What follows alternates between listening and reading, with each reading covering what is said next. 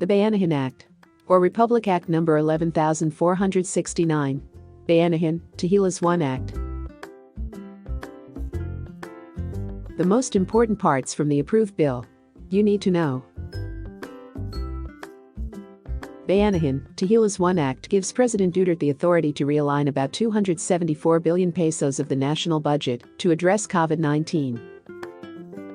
It does not grant emergency power, but special authority to the president to address financial concerns.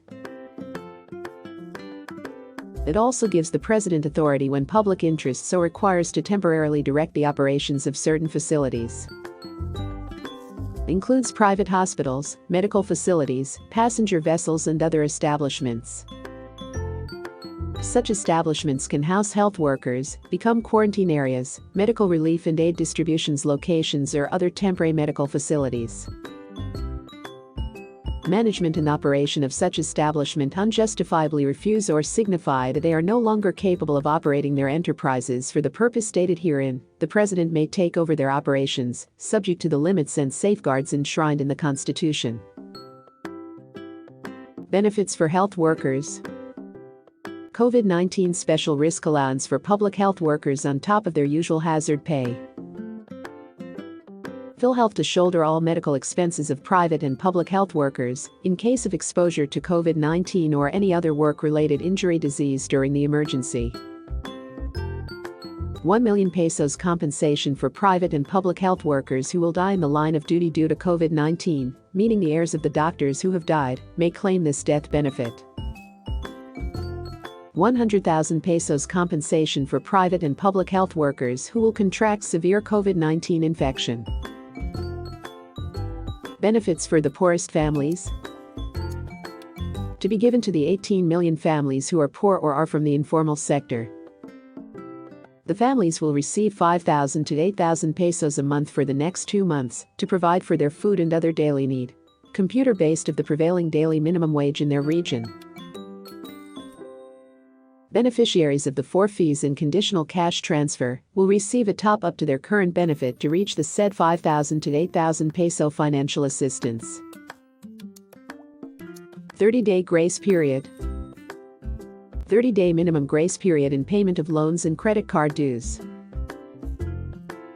Applicable to all banks and other public and private financial institutions including GSIS, SSS, and PAG-A-BIG Fund.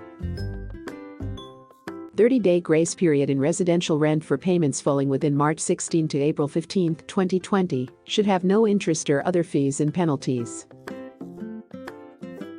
Penalties: 2 months imprisonment, or 10,000 to 1 million peso fine, or both imprisonment and fine. LGU officials disobeying national government policies or directives and imposing quarantines. Owners and possessors of privately owned hospitals, medical and health facilities, including passenger vessels, and other establishments who unjustifiably refuse to operate in accordance with the directive of the President.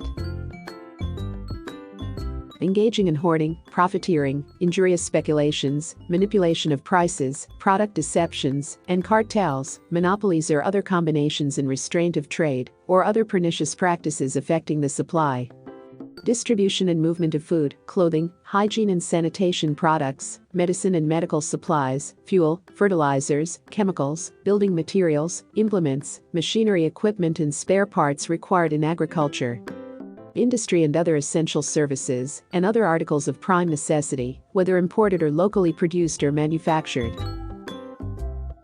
Refusals to prioritize and accept contracts for materials and services necessary to promote the herein declared national policy. Refusal to provide 30-day grace periods mentioned above.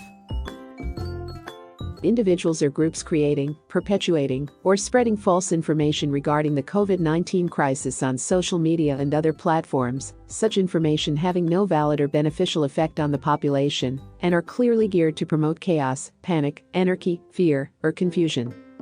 And those participating in cyber incidents that make use or take advantage of the current crisis situation to prey on the public through scams, phishing, fraudulent emails, or other similar acts.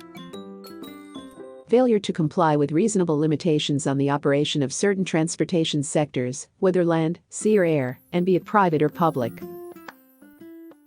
impeding access to roads, streets and bridges, putting up prohibited encroachments or obstacles, and maintenance of illegal constructions in public places that have been ordered to be removed.